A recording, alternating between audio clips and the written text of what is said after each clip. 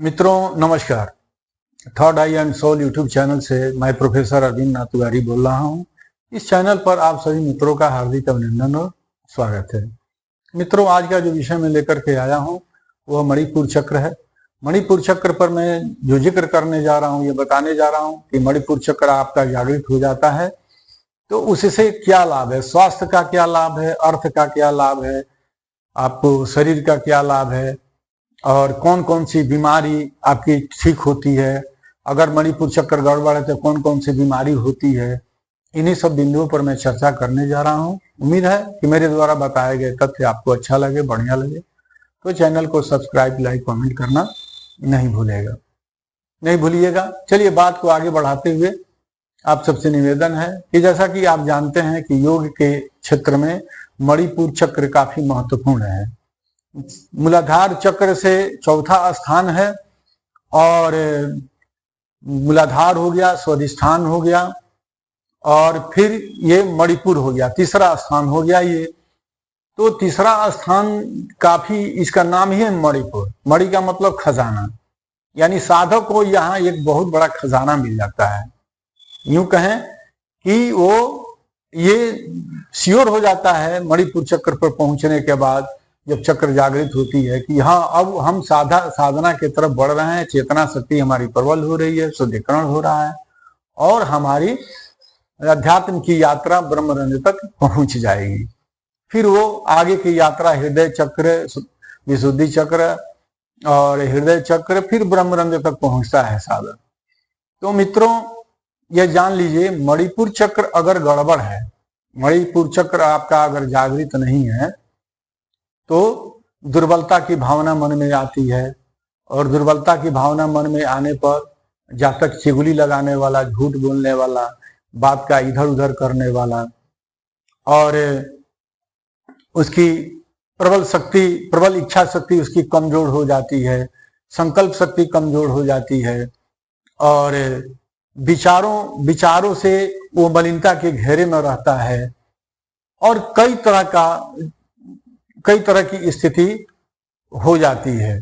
यहाँ तक बताया गया है कि मणिपुर गड़बड़ होने से आप ब्लड प्रेशर, शुगर के पेशेंट, ऐसे तमाम बीमारियां गंभीर रूप से साधक को जकड़ लेती हैं। और मणिपुर चक्र अगर आपका जागृत है तो आप विचारों से मजबूत होते हैं, विचार की शुद्धता होनी शुरू हो जाती है और विचारों की जब शुद्धता होनी शुरू हो जाती है तो झूठ लपेट में रहना, इधर बात का इधर उधर करना, किसी के फेरे में रहना, इस सब से जातक निकल जाता है, सांसारिक हिसाब से बाहर चला आता है और उसे बीमारियों से मुक्ति मिलनी शुरू हो जाती है। अहंकार की भावना समाप्त हो जाती है, निश्चलता बढ़ जाती है, लोगों के प्रति प्रेम बढ़नी शुरू हो जाती है और भगवान जब आपका प्रेम बढ़ता है तो भगवान विष्णु हरि प्रसन्न होते हैं और माता लक्ष्मी प्रसन्न होती हैं, क्योंकि भगवान विष्णु हरि और माता लक्ष्मी का यह स्थान मणिपुर चक्र माना गया है।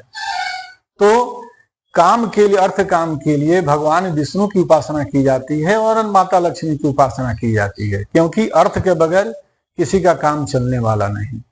तो इसीलिए मणिपुर चक्र अगर जागृत होता है तो आप आर्थिक दृष्टिकोण से मजबूत होते हैं और स्वास्थ्य के दृष्टिकोण से मजबूत होते हैं, अर्थात स्वास्थ्य का लाभ हो जाता है और आपके अर्थ का लाभ हो जाता है और विचारों में आपकी विचार की शुद्धता हो जाती है, आप निश्चल हो जाते हैं, प्रेम करने वाले हो जाते हैं, जन कल्याण भावना से उत्प्रेरक रहने वाले व्यक्ति हो जाते हैं, सबका कल्याण चाहते हैं।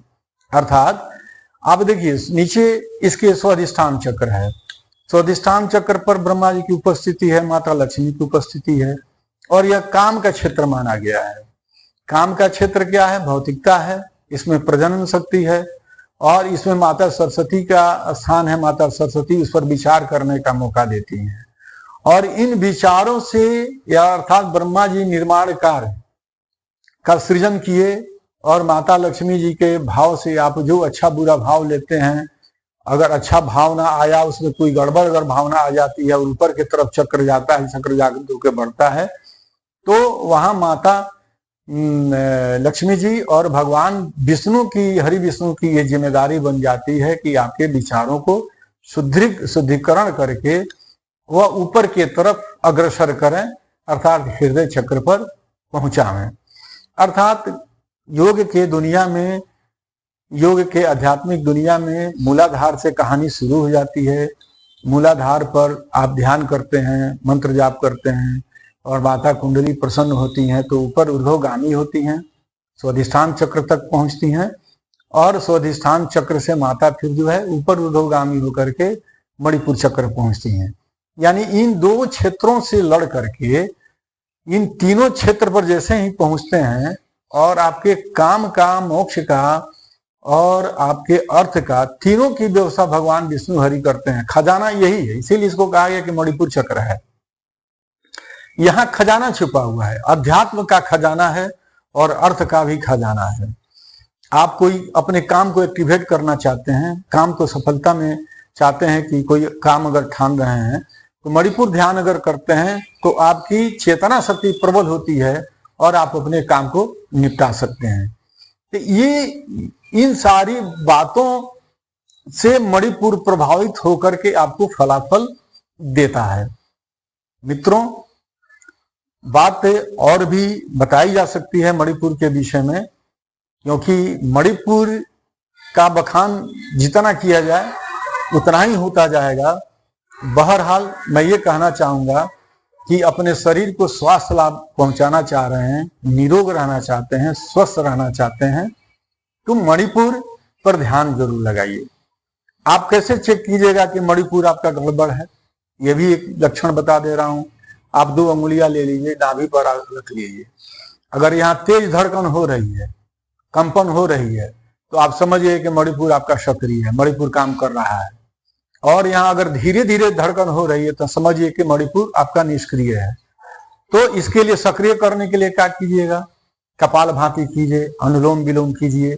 कपाल भाती और अनुलोम विलोम करने वाले व्यक्ति का जो है स्वाधिष्ठान मणिपुर चक्र जो है काफी एक्टिवेट रहता है। वो फिर यहाँ से कई बीमारियों को वो विदा कर देता है, ग्रहण करने नहीं देता है।